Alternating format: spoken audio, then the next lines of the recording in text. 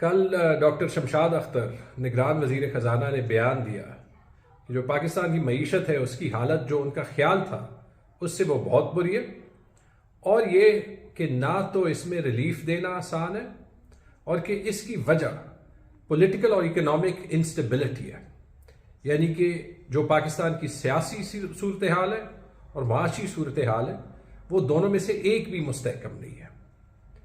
आज बल्कि कल रात उनसे कहलवाया गया कि ये बयान आउट ऑफ कॉन्टेक्स्ट लिया गया, लेकिन याद रखें कि हकीकत को छुपाने से हकीकत नहीं बदलती। ये काम तो 16 महीनों से हो रहा है। हमारी मईशत और हमारी सियासत तभी बदलेगी जब हम स्टेबिलिटी की तरफ जाएंगे और इलेक्शंस आएंगे। 3-4 दिन से जो चैलेंज लोगों को दरपेश है, जब उन्होंने अपने बिजली के बिल देखे, उससे यह साफ जाहिर हो गया कि 16 महीने मीडिया को कंट्रोल करके, झूठ बोल के, प्रेस को कंट्रोल करके, किसी हद तक मेन स्ट्रीम मीडिया में तो पाकिस्तान की मईशत की हकीकत सामने ना आई, लेकिन आज जब हमारे बिल 16 रुपए यूनिट से टैक्सेस के साथ तकरीबन 75 रुपए यूनिट आ रहे हैं, तो हर इंसान को यह साफ जाहिर हो रहा है। और जो प्रोटेस्ट सड़कों पे आ रहे हैं, जो हड़तालें हो रही हैं, और वो इसलिए हो रही है कि लोग ये बोझ बर्दाश्त नहीं कर सकते, वो पूरे पाकिस्तान में हो रही है। उनके पास किसी पॉलिटिकल पार्टी का एजेंडा नहीं है।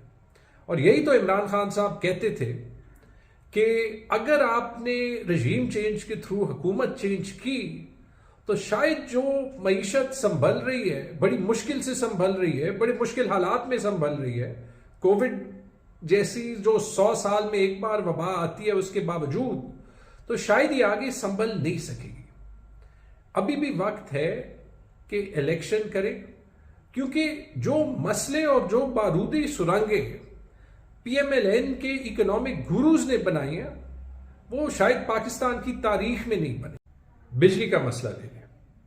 आने से पहले PDM के सारे इकोनॉमिक गुरुज कहते थे कि बिजली का मसला यह है कि वो सस्ती नहीं, महंगी है, और 16 रुपए यूनिट के बजाय वो आके उसको 12 रुपए यूनिट पे करेंगे।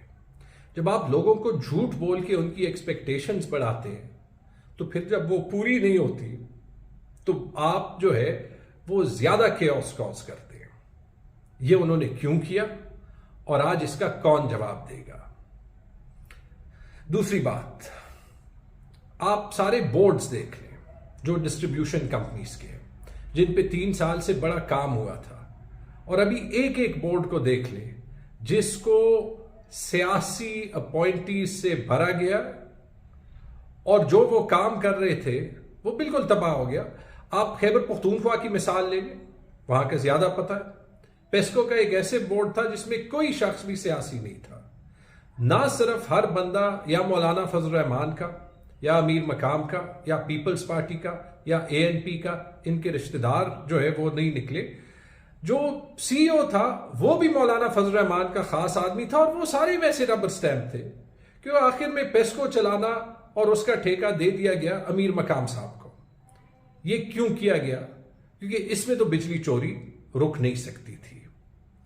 आप ये देख लें कि पिछले 1.5 साल में जो ये हुकूमत रही है, जो तकरीबन 100 अरब रुपए नेट हाइडल प्रॉफिट्स के, खैबर पख्तूनख्वा के प्रोजेक्ट्स के, बिजली के बकाया जात वफाक ने खैबर पख्तूनख्वा को देने थे, उसमें 1 रुपए नहीं मिला। इसका कौन जवाबदेह होगा? आप इसके अलावा ये देख लें कि जो मईशत के साथ किया उसका डायरेक्ट इंपैक्ट बिजली पे है। मईशत पे इसाक डार ने डॉलर की रेट कंट्रोल करने की कोशिश की, इंपोर्ट्स कंट्रोल करके सारी जो माशी ग्रोथ थी 6% पे जा रही थी वो खत्म कर दी गई, और जब मईशत बैठ गई तो उसके साथ रुपए गिरने लगा, और जब रुपए गिरने लगा तो उसके साथ डायरेक्टली बिजली महंगी होने लगी। ये जो बिजली महंगी हुई है और ये जो मईशत को तबाह किया गया है, इसका जवाबदेह कौन होगा? सोलर, इस हुकूमत ने सोलर पे बड़ी बातें की, PDM की हुकूमत ने, लेकिन आज वो ये कह रहे हैं कि जिन लोगों ने घर पे सोलर लगाया है तो जो उनको सोलर लगाने के यूनिट्स वापस बेचने के पैसे मिलते हैं कि वो आधे करने चाहिए। आप यही देख लें कि इनको मसला है 2000 अरब रुपए के कैपेसिटी पेमेंट्स का, लेकिन इनको परवाह उन 10-20 हजार घरों की है जिन्होंने सोलर इसलिए लगाया है क्योंकि हुकूमत उनको बिजली नहीं दे सकती है। यह देख लें कि 19 रुपए में हुकूमत उनसे बिजली लेती है ज्यादा से ज्यादा और 75 रुपए पे बेचती है, जिससे सारे डिस्कोस को मुनाफा होता है। लेकिन जैसे पाकिस्तान की हुकूमतों का रिवाज रहा है कि वो हर इन्वेस्टर को, और यहां पे हर घर वाला एक इन्वेस्टर है, उसको पहले तो वादा एक करता है, बाद में उस वादे की खिलाफ वर्जी करता है। तो अभी सोलर के साथ दोबारा ये करना चाह रहा है, यानी कि जिसके घर में बिजली है उसको भी ले जाना चाह रहा है। तो इसमें जो है किसका फायदा होगा, और ये जो पूरी दुनिया में इन्वेस्टर्स को एक और पैगाम जाएगा कि पाकिस्तान की हुकूमत आपको जो भी इन्वेस्टमेंट के लिए कंडीशंस दे उसने 1 साल के बाद मुकर जाना है। इसका क्या इंपैक्ट होगा, किसी ने सोचा या नहीं? और अभी जो रिलीफ देने की बात हो रही है, और उसके लिए वजीर आजम ने 2-3 दिन मीटिंग्स की और उन मीटिंग्स का भी कोई फायदा नहीं उठा, तो उसके बाद जब पता चला कि रिलीफ भी नहीं दे सकते, तो उसी वक्त में जो 100 अरब रुपए से ज्यादा पीएमएलएन के एमएनएज ने अपने हलकों में अपनी स्कीमें करने के लिए रूल्स के अगेंस्ट लिए हैं, उसका जवाब कौन देगा? और जब बजट में 22 और 21 ग्रेड के सरकारी अफसरों को खुश रखने के लिए उनको 35% तनख्वाह में इंक्रीज दी, और वो इसलिए दी कि वो उनके सारे गलत काम करें, तो उसका जो इंपैक्ट था 600 अरब रुपए का, वो सारा इस्तेमाल हो सकता था 25 करोड़ अवाम के बिजली के बिलों को कम करने के लिए। वो पैसा तो वो पहले से कमिट कर गए, खा गए। तो इसका जवाब कौन देगा? क्योंकि वो सारे अफसर तो जो हैं उनके घरों में मुफ्त बिजली जाती है, वो GOR में रहते हैं, वो F6 में रहते हैं, उनके घरों में बिजली जाती भी नहीं है, बिल्स उनके मुफ्त होते हैं, तो उनको तो अवाम के मसलों का नहीं पता।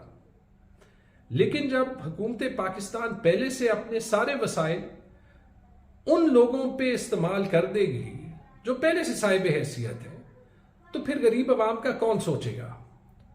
तो ये तो इसलिए एक ऐसे क्राइसिस बन गया जब खजाना वाकई खाली है, बिजली के बिल लोगों की पहुंच से बहुत बाहर है, और हुकूमत के पास कोई जरिया नहीं इसका कुछ करने का।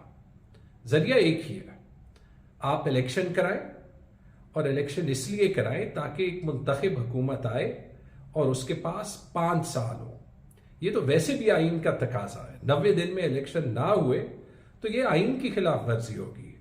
लेकिन ये जो हुकूमत है, अगर ये रहे भी, ये केयरटेकर हुकूमत जो एक तरीके से PDM की हुकूमत की एक्सटेंशन के तौर पे बिहेव कर रही है, ये 3 महीने रहे, ये 6 महीने रहे, लॉन्ग टर्म फैसले तो ये ले नहीं सकती है।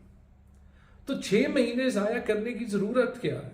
90 दिन में नहीं, 60 दिन में इलेक्शन होने चाहिए, ताकि ये जो सारे क्राइसिस हैं, अवाम की मुंतखब शुदा हुकूमत उन पे अवाम के लिए काम करे, अवाम को ये समझाए कि अभी तो ये जो 16 महीने तबाही की है PMLN ने, इसको ठीक करने में बड़ा टाइम लगेगा, लेकिन कम अज कम एक मुंतखब हुकूमत अवाम को अपने साथ टेक अलोंग तो कर सकती है, समझा तो सकती है।